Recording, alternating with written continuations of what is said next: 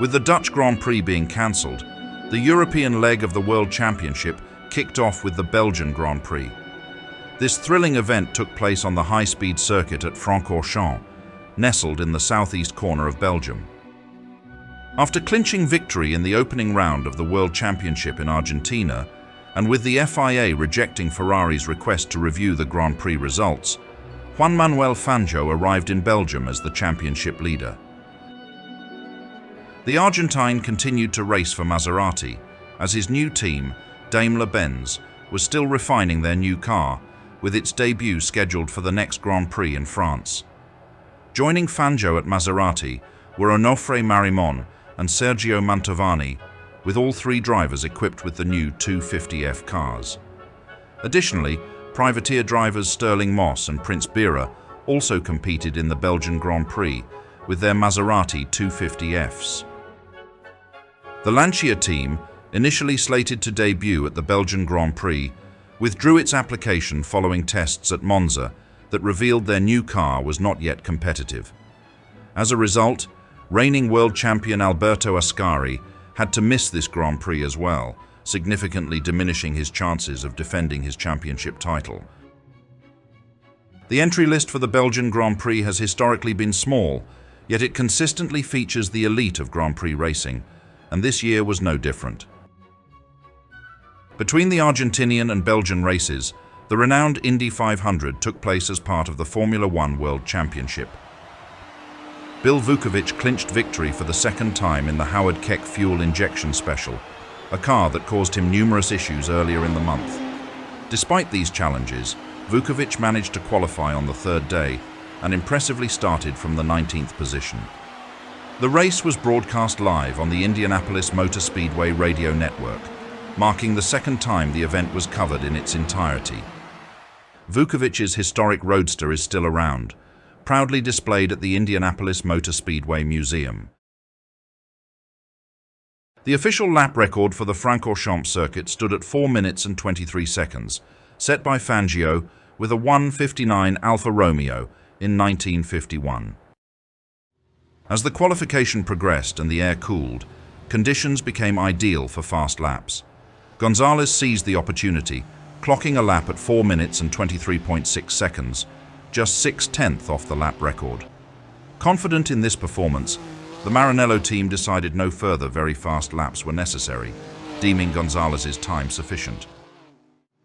With a lap time so close to the old record, the Ferrari team was satisfied and decided to pack up and head home. However, the Maserati team stayed on the track. Just a few minutes before the end of the practice session, Fangio went out again and recorded a lap time of 4 minutes and 22.1 seconds. This not only made him the fastest of the session, but also allowed him to break his own record set with the 1:59 Alfa Romeo. During this remarkable lap, Fangio pushed the Maserati to its absolute limit. The car appeared to have suffered significantly, with oil leaking everywhere, brakes sizzling, and the engine emitting a vast heat haze. In fact, it seemed as though the Maserati wouldn't be able to withstand another lap like that. In contrast, the Ferrari driven by Gonzalez didn't show signs of being unduly stressed after being pushed to its limits. The second spot on the grid was secured by Gonzalez in a Ferrari, trailing 1.5 seconds behind Fangio's blistering pace. Farina clinched third place, displaying clear dissatisfaction with the new car and even resorting to temporarily borrowing Hawthorn's Ferrari from the previous model. Onofre Marimon demonstrated impressive speed, securing fourth place on the starting grid, outpacing both Hawthorn and Trintignant's Ferraris. Gordini also showcased a strong performance, with all three cars making it into the top 10. Meanwhile, Sterling Moss impressed with a solid 9th position in his first qualifying session of the season. Before the commencement of the Grand Prix, the 14 qualified contenders were joined by the 15th, Swiss Baron Tulo de Graffenried. He would be piloting a Maserati equipped with a camera, tasked with capturing footage for the upcoming Hollywood film The Racers, featuring Kirk Douglas.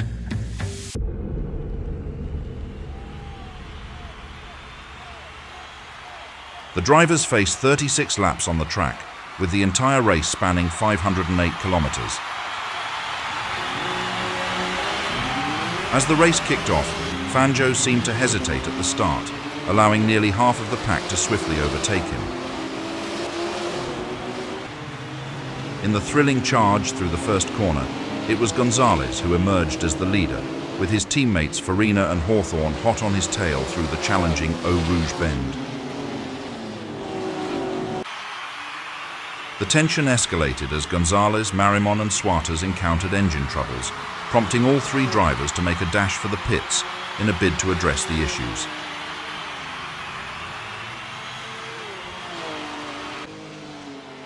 As the race unfolded, Fangio mounted a fierce attack on Hawthorn on the second lap, swiftly seizing second place. Unrelenting in his pursuit, Fangio executed a daring maneuver on the following lap, overtaking Farina and seizing the coveted lead position. Fangio's dominance became evident as he surged ahead, clocking a lap 2 seconds faster than Farina, swiftly extending his lead and leaving the Italian trailing behind. Marimon faced further misfortune on the same lap as his car lost power once again, forcing the Argentine to reluctantly retire from the race as he drove into the pits for the final time. After several laps of intense battle, Berra finally maneuvers past the Ferrari of his former teammate Trintignant, securing the 4th position in the race. Amidst the race, Sergio Mantovani encounters engine trouble with his Maserati as it starts misfiring. With no other choice, the Italian driver navigates into the pits to have the spark plugs replaced, hoping to swiftly resolve the issue and get back into contention. As the laps unfold, Fangio's pace begins to falter, allowing Farina to gradually close the gap between them. On lap 11, Farina seizes the opportunity and overtakes Fangio, reclaiming the lead once more and intensifying the battle at the front of the pack. In a dramatic moment at the finish line, Fangio slows down and removes his protective visor, revealing the struggle he faced. It appears that the visor's belt was loose, hindering Fangio's vision during the previous lap. Amidst the intense battle for positions, Trintignant counterattacks Berra and successfully regains the coveted 4th place.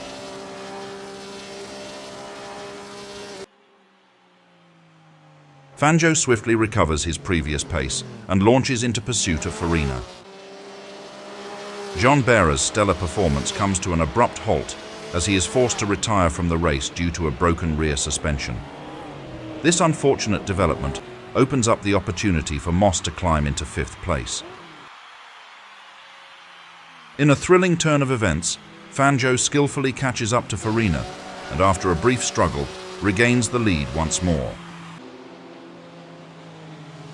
While battling on the track, Hawthorn encounters a new challenge as a crack emerges in the exhaust pipe of his Ferrari.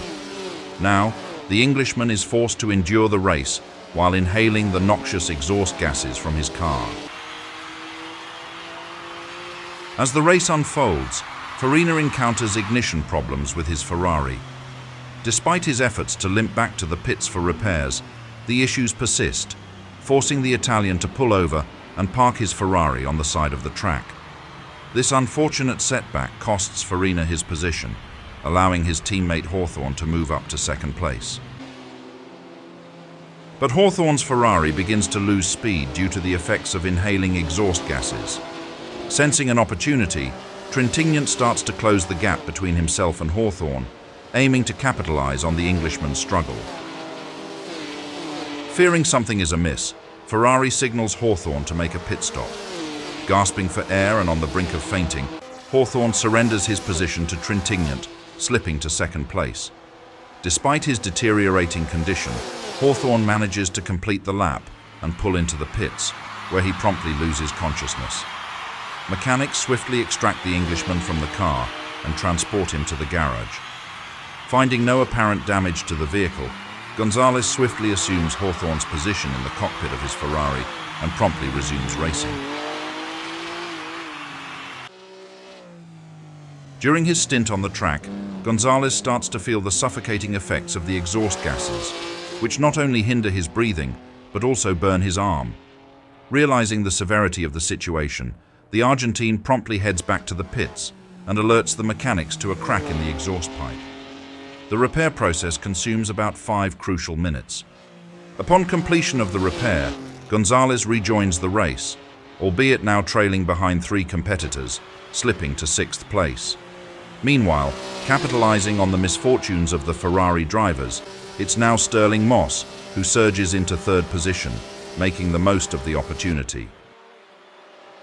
Gonzalez pushes his Ferrari to its limits, overtaking Prince Bira with a bold maneuver and securing 5th place in the process. With his sights set on climbing up the rankings, Gonzalez executes another impressive pass, this time overtaking Pellet to claim 4th position. Yet, despite his determined effort, Moss maintains a substantial lead in 3rd place, leaving Gonzalez with a challenging task ahead to bridge the gap. The 1954 Ferrari underwent significant modifications, with 2 new models introduced alongside the original car. While the external appearance remained largely unchanged, notable adjustments were made internally. The engine was repositioned further forward, resulting in a redistribution of weight, and the cockpit underwent a cleanup, with paneling covering the side tanks and frame tubes. These alterations greatly enhanced the handling of the new cars, much to the satisfaction of Gonzalez. However, Farina struggled to adapt to the necessity of developing a new driving technique to accommodate the shorter, sturdier cars. In Hawthorn's car, a new gear lever gate was installed, mounted at an angle to the chassis to provide a better lever position and improved selector arm movement. Meanwhile, Trintignant's car remained unchanged, reflecting the team's continuous efforts to optimize performance and driver comfort. The key distinction between the 2 models lay in the reduced reaction time for drivers when operating at the limit. With the new model, the car's road-holding capabilities were such that any loss of traction occurred rapidly and without prior warning, unlike the older cars that provided more discernible signals. As a result, drivers had to anticipate the car's movements rather than react to them, given that personal reflex times could not be accelerated. This shift in driving dynamics necessitated a proactive approach, requiring drivers to anticipate and preemptively respond to the car's behavior, a departure from the more reactive driving style necessitated by the previous model. Fangio once again proves his mastery on the track, clinching victory in the Belgian Grand Prix and securing his 2nd win of the season. With the fastest lap under his belt, he asserts his dominance and solidifies his position at the top of the World Championship standings. Notably, his race pace sets a new record, surpassing his own previous achievement in 1951 with the Alfa Romeo 159, highlighting the remarkable progress of the new Formula One cars. Trintignant seizes the opportunity to claim 2nd place, capitalizing on the misfortunes that plagued his teammates' cars. This marks his debut podium finish in the World Championship Grand Prix, propelling him to 2nd in the overall standings. Stirling Moss secures 3rd place with a composed and confident performance, earning his maiden podium appearance and valuable points in Formula One, benefiting from the retirements of his competitors. Gonzalez, driving for Ferrari, clinches 4th position, sharing points with Hawthorn. Pellet earns the final 2 points for 5th place, delivering another productive finish for Gordini. After the race, Fangio leads the 1954 World Championship with 17 points, followed by Trintignant with 9. Indy 500 winner Bill Vukovic is 3rd with 8 points. 4th place Gonzalez has 6.5, and Giuseppe Farina is in 5th with 6 points. Dear Petrolheads, we want to express our heartfelt gratitude for your unwavering support. Your love, comments, and continued viewership fuel our passion for creating the best motorsport content possible. We truly can't thank you enough for being such an integral part of our community. Now, get ready for something truly special. The upcoming French Grand Prix is not just another race, it's the stage for a monumental comeback. The legendary Silver Arrows are making their grand return to Formula One, and leading their charge is none other than the remarkable Juan Manuel Fangio. This will be his first Grand Prix with his new team, and the excitement is off the charts. Will Fangio and Daimler-Benz live up to the immense expectations? Can they dominate the field and reclaim their place at the pinnacle of motor racing? Stay tuned as we dive into this thrilling chapter of F1 history. Thank you once again for your incredible support, and we'll see you at the 1954 French Grand Prix.